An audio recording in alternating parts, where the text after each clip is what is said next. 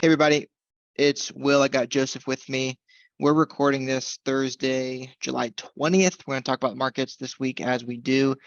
We want to start this week though with a piece that Joseph put in our report on Tuesday evening. I think it sets us up for some things that we want to talk about later today pretty nicely.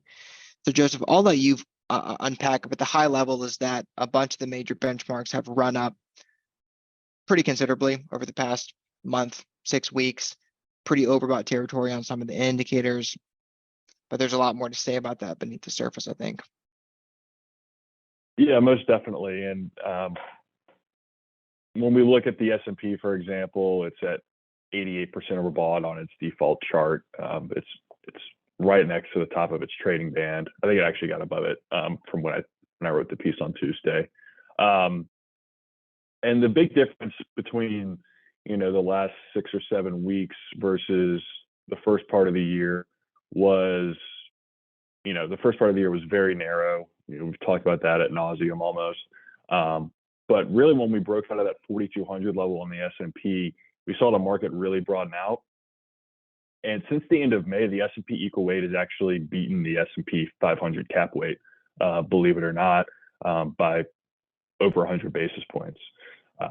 But again, you get a move of, close to 350 points, pretty much 400 points because we did hit 4,600, at least on the futures. So you got roughly a 400 point move in 6 or 7 weeks. It's a pretty substantial move in such a short period of time. Like I said, the S&P equal weight did beat the cap weight, but it was up 9.3% since the end of May. So really large move, and it's set up not only the S&P on its trend chart into heavily overbought territory, but we're seeing some of these, more short-term and intermediate-term indicators get into overbought or frothy territory. So the big one is the BP SPX. That moved above 70%. It touched 70% in February, but the last time it charted above 70% was in November of last year. And then you look at some more shorter term ones in the BPs. I'd say the BPs are going to be more of an intermediate term type of indicator. Then you got the 10-week for the S&P 500. That crossed above 80%. So that's just tracking the percentage of stocks in the S&P trading above their 50-day moving averages. And then you got the weekly distribution for the S&P. So we talked about how the S&P itself had a very high weekly overbought oversold reading. What that weekly distribution for the S&P 500 does. So it tracks the average overbought oversold reading for every stock in the S&P, and that is in the mid 30s. And that's been an area where typically we're talking about above 70%. You get some mean reversion tendencies on that indicator. If you get into the mid 30s to above 40, you're getting to that frothy kind of overbought territory in the short term. So just the general message is we're pretty extended on short and intermediate term basis. Long term, I think some of those indicators could have some more room to move higher. They aren't in excessively high levels like some of these short term indicators are. But I mean, the chart itself for the S&P set up, and a lot of the short term indicators are set up for some sort of pullback, and it wouldn't necessarily be the worst thing in the world either. You need those pullbacks to build more energy to move higher. Yeah, that makes sense. And I'm glad you mentioned or alluded to some of the longer term indicators like the PT for the S&P. That's, I believe, in the 60s at this point, but that's not at extreme territory. So there is some room on the intermediate and long-term scale to keep going. But I agree that I think a breather here would certainly be healthy and maybe give us a new support level. I was looking at the 50-point chart for the S&P. We were talking about that before we started recording. Just the stem of X's that you're sitting on right now. So that just speaks to the unidirectional move that we've seen really since April of this year on that chart. The Qs, I think, look even more ridiculous in that column of X's. So I think visually you can even see, not with getting into the weeds of participation, and just visually it looks like we could take a breather right here. I also want to revisit what you mentioned about the trading band for the S&P. So for those not really familiar, we're taking a 10-week trading band, essentially 50 days of price movement. We're essentially distributing that out. And then the top of the trading band is going to give you 100% overbought reading, which is statistically unlikely to stay at that level for very long. You either see a consolidation, which means we just move laterally, or you see some type of downward move. And Joseph, since you wrote that piece on Tuesday, the S&P is closed above the top of its trading band for the past 2 days, so it's over 100% reading. I did a little piece on this and actually stuck it on Twitter that when the S&P is closed above the top of that 10-week trading band, I believe it's only been 17 other times, 17 or 18 other times in our history that that's been the case. Average and median returns over the next 2 weeks to 1 month were all slightly negative. So down about 80 basis points to down 1%. That's not something shocking that you're going to go out and buy puts or do something, a very aggressive bearish strategy, but it is enough evidence to say that consolidation at least would be expected here. And there is some historical precedent for that.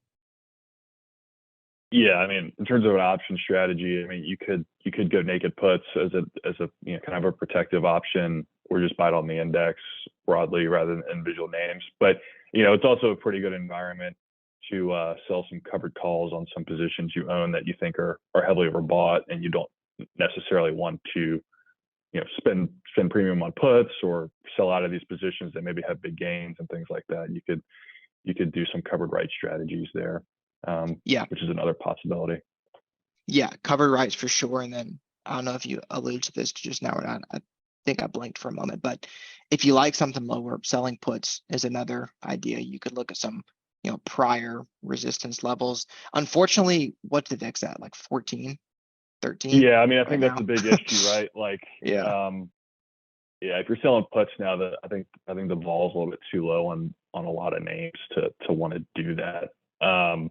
And there's not a lot of support on a lot of these charts that you would trust too much either. So, yeah, I mean, that's something you could have in the toolkit, but I don't think I'd be, those are nice when stocks have really pulled back and there's maybe a huge level of support that you're leaning on, and the vol's higher. You're saying, well, I want to buy this regardless. I think at these levels, I don't know if I'd want to be selling puts necessarily with the vol so low. Yeah. But yeah, I Makes mean, it not really that is worth an it. option.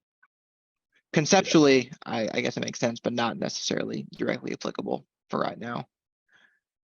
Yeah. All right. Where else do we want to go? I think our message is kind of clear on the S&P there, and I think that could go for the Qs or most of the other benchmarks. We'll get to small caps in a moment, but I think a good transition there would be for those that follow DALI. That's our acronym for dynamic asset level investing. It's kind of a flagship macro indicator on our system, ranks all the asset classes 1 to 6 and the sub asset classes. There's been some chatter about domestic equities picking up a bunch of signals lately, which is our way of saying that it's getting higher in the ranks. It's getting close to overtaking international, which is currently our top ranked asset class. The spread is about 1 signal, which is pretty much as close as you can be. We got a lot of questions about why is it taken this long? If you look at year-to-date performance for SPY, Qs, whatever you want to call it, it's pretty strong. It's like, why is it taken this long for domestic equities to make its way up to maybe the #1 position? And we're talking about this, a lot of it's been small caps weren't participating, equal weighted assets weren't participating. It was really a pretty narrowed leadership market.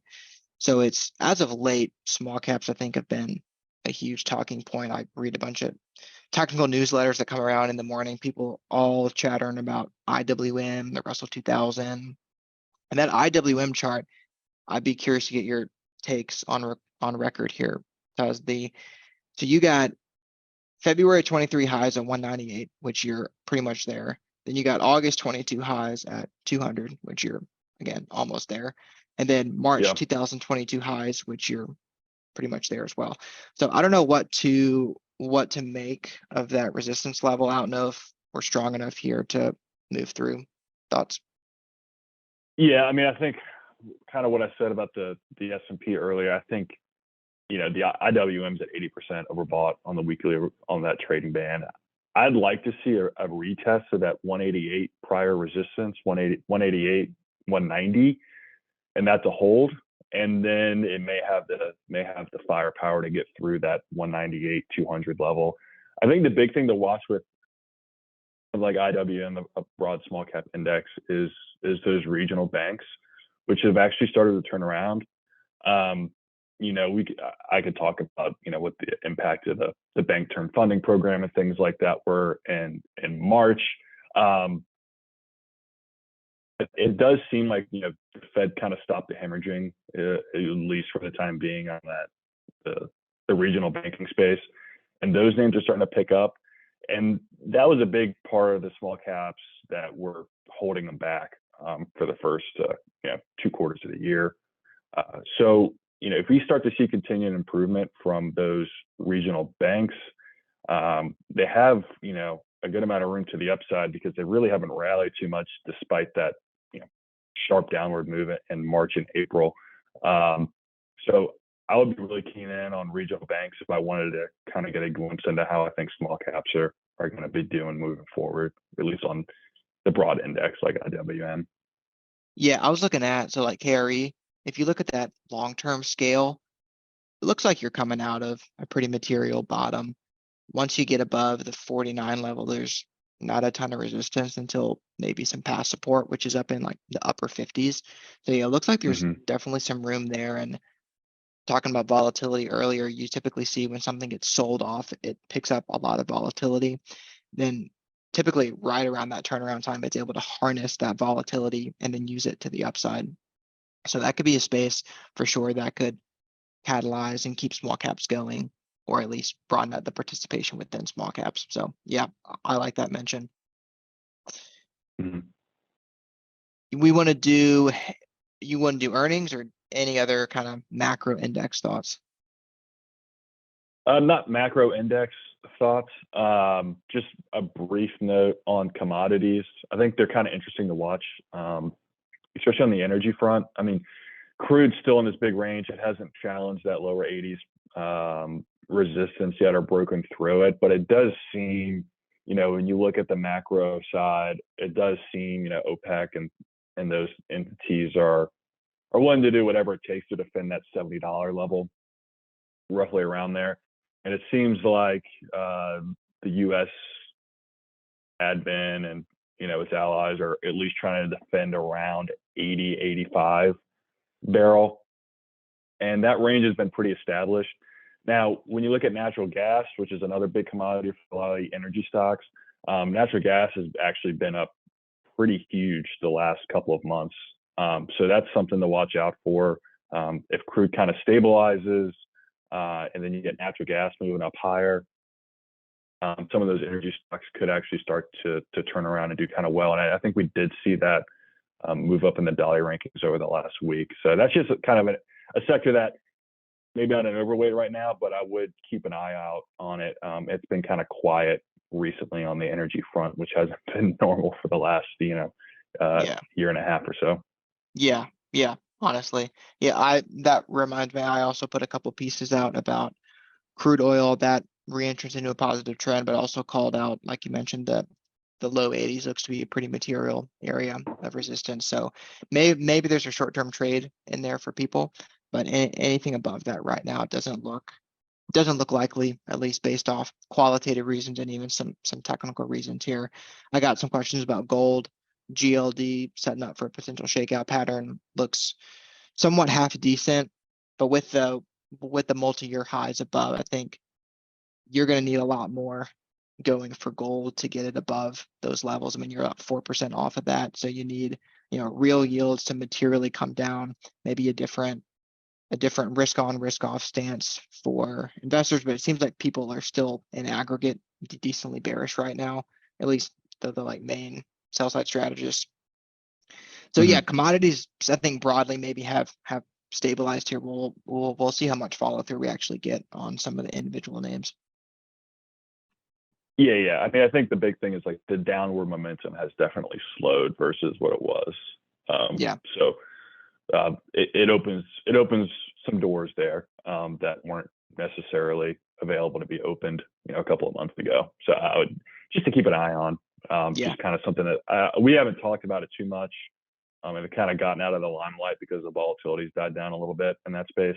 But I still think it's a pretty important area to watch, especially when you get into Fed policy, which, is anybody's guess. But, if you do start to see commodity prices really tick up materially, then you can start to think about potentially Trickling more down rate hikes. inflation. Yeah. All right, cool. You want to do earnings? I got a name. You got a name. I'll go with United. I think airlines have been a standout for me so far this earnings season. You saw Delta post killer results. You saw United. I think they posted a record quarterly profit, and I believe both of them cited an uptick in international travel as a pretty big catalyst for that. I don't know if you can see, I have an Alaska Airlines shirt on. My dad's a pilot for Alaska, so I've heard some anecdotal stuff about the airline industry, and I don't know if this is true or not, but I don't know if maybe international travelers perhaps more lucrative for airlines, cost per seat. I can't say that for sure. That's just speculation, but it seems like it's been cited in some of these calls. And then technically United was in this huge trading range for the past 2 years, I'd call it, and it's moving towards the top of that trading range now, higher bottom, decently overbought. Talk about a covered call candidate. There's some good options there, and same for Delta as well. So I think the airline space would be one that's probably been a notable takeaway for me. Yeah, for me, I think the financial earnings have been pretty interesting. I think they've been mostly positive, I would say. A really big trend that we're seeing, and it's kind of highlighted by Discover Financial Services, which was announced yesterday, is they're increasing cash on hand for credit losses and delinquencies and things like that, which has ticked up over the last quarter. So I think that's going to be something to really a theme to continue to watch out for.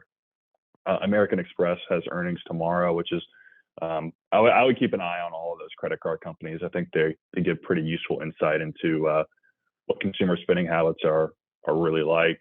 I think some of the economic data that comes out, weekly or monthly, isn't necessarily reliable, but I like to hear those earnings from those credit card companies to validate, that kind of data as well on the fundamental side. Yeah, especially because everyone's been talking about how strong the consumer is, and then that'd be good. And two, maybe it's because people are buying all these international travel tickets for $2,000 or whatever on their Amex card, and then can't get into lounges. And I was talking to a friend that he said he was traveling earlier in the month of July, and it was so packed in the airport. There were like hour waits for lounges. They were trying to pay people to get off planes because they overbooked them. Maybe all these people are not going to pay their credit cards. Who knows? Yeah, I think it's something to watch. People have been talking about, when's the consumer going to get kind of tapped out by inflation or whatever. I think we're actually kind of seeing the real first signs of some of that potentially, where it was a lot of speculation before, but when you look at, you have a couple of people saying, we need to increase cash on hand for credit losses. So, that's never a good sign. You hope it's kind of contained and small, but really the first real data point we have of that going on. Yeah. All right. Well, you got anything else for the people? No. Nothing. All right. I don't know either. In that case, we'll go ahead and say thanks for the time. We appreciate it. We all mention this all the time, but if you do want to talk further about this stuff, Joseph and I are available via phone, email. You can reach out to us via the platform, or also the contact that we put up at the end of our YouTube, at the end of the YouTube video. Jeez. All right. Well, appreciate it. Good talking with you, man. Thanks for coming on. Talk to everybody next week.